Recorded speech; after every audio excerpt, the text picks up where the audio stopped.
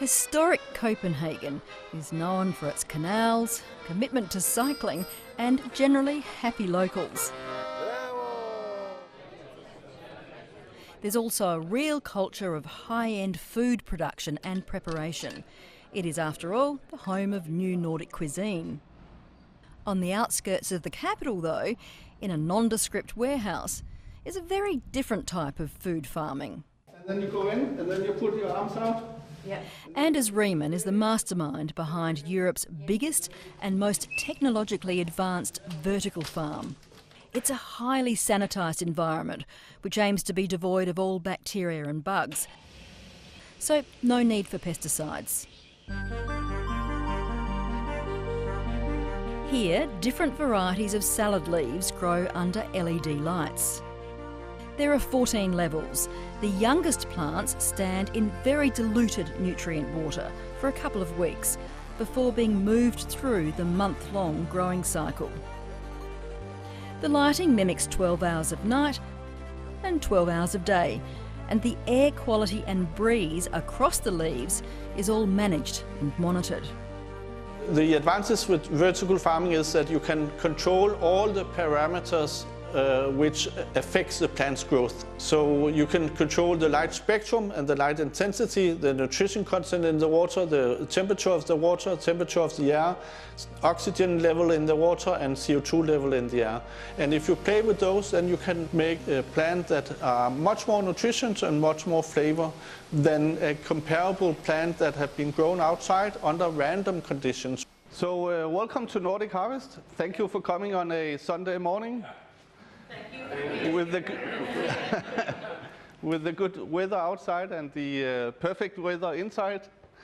In a room with unpainted walls, because he doesn't want to spend investors' money on something as frivolous as decor, the former investment bank analyst is telling a group of international agricultural journalists why he left his well-paid job to take on the capital-intensive role of high-tech farmer. So, sitting, doing an incentive program for the employees of an investment bank, I thought, what about your own performance throughout life? That was 8 years ago.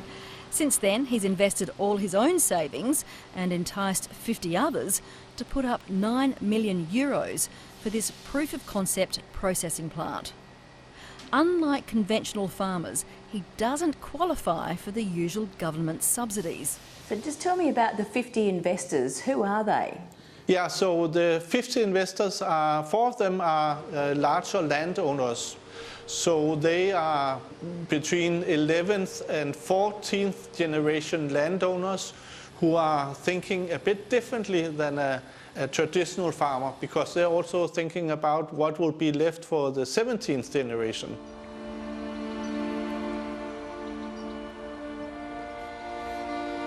This little Scandinavian nation with a population of just under 6 million is very much a farming country.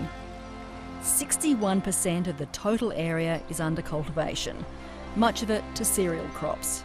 While some is for human consumption, the bulk is for feeding livestock. With famous brands like Arla, the maker of Lurpak butter, and Danish Crown, now one of the world's biggest producers of organic pork, Denmark definitely punches above its weight. Of course, that's all great for the economy and consumers, not so much for the environment, Anders Riemann would argue. The biggest reason for the climate changes that we are facing is due to the 50% of the world's forests that are now gone for us humans to produce the food that we eat. So we need to find a much better balance with nature if we want to survive for the next 10,000 years. Denmark has really ambitious environmental targets. The goal is to reduce greenhouse gas emissions by 70% before 2030, so just 8 years away, and to be carbon neutral, as they like to say, by 2050. With this country being so dominated by farming, agriculture is going to have to play a starring role in that climate strategy. Actually, Denmark was the first country in the world in 1971 to establish a ministry for environment. So from this very early stage, we have had a focus on the balance between how we use natural resources and how we produce food and use the farmland. We need all this morning's speakers to join us now. Lisa Volbaum heads up Food Nation, a partnership of government departments, industry and corporations designed to promote and support agriculture, particularly food production. She says vertical farms will not feed the world, but this sort of technology has a part to play. The thing is that within these technologies we are looking at closed systems, and that is the core of this technological solution. We normally produce on open farmlands where we cannot control all the input and output resources, of course, because it's a biological system. But within vertical farms and high-tech greenhouse production, you can control all the input resources. And in that way, we have a really good solution for meeting the challenges of the climate change.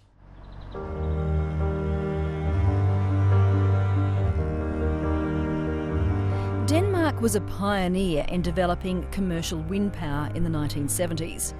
Many farms have turbines, and wind now produces about half the country's energy consumption. Nordic Harvest is run entirely on offshore wind-generated energy.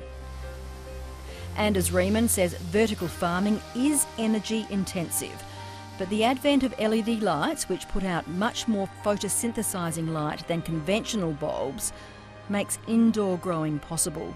Also, with forward pricing of power, he can buy when it's cheapest. You can predict how much electricity will be produced in the next 24 hours, and then there's a price for each hour on an hourly basis for this electricity. And then we plan our production out of when the electricity is cheapest and how many hours of photosynthesis we need to give the plants.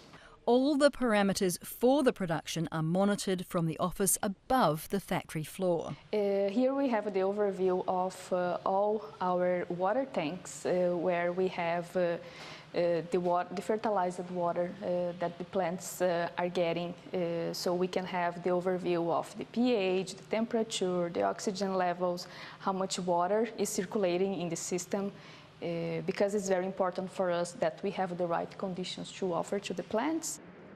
The seeds used to grow the indoor plants are from mainstream producers. Making sure they're disease-free is a crucial part of the process. We are testing here for the germination rate, but also which fungi or which bacteria are on the seeds to make sure that we only select clean seeds to grow. So this is obviously the start of the process. Yes. And it has to be right. It does, yes. Yeah. Otherwise we might have an outbreak of a fungal infection or bacterial infection inside the production. While Denmark produces much of its own food, the fact is, in off-season, it still imports a lot of fruit and vegetables. Because of the demand for lettuce, herbs and kale, which cannot be produced within our borders in the wintertime, then we have especially herbs flown in from Israel, Kenya, Tanzania, Thailand and other Asian countries. And lettuce are coming by truck from Southern Europe, from Italy and Spain. Nordic Harvest aims to reverse some of that high food mile transportation by eventually producing around 1,000 tonnes a year, about 5% of the national consumption of leafy greens. One large supermarket chain is currently selling all this company's produce for around the same price as organics. In future, other vegetables could be grown this way too. Already today you can grow radish and strawberry and other peas, but in 5 years you can also grow potatoes and cucumbers, carrots and other root vegetables. and then maybe in 20 years it would be profitable to grow a variety of berries. There are plans to establish facilities in neighbouring Sweden, Norway and Finland. The business model works best for places that import produce over winter, so Australia is not on the agenda. Well, not yet anyway. Today we are selling everything we can produce, and so we are planning to quadruple our capacity and then also supply to 500 more supermarkets. So that would be the next step, and if we succeed in doing that, then we would do the same in the surrounding countries.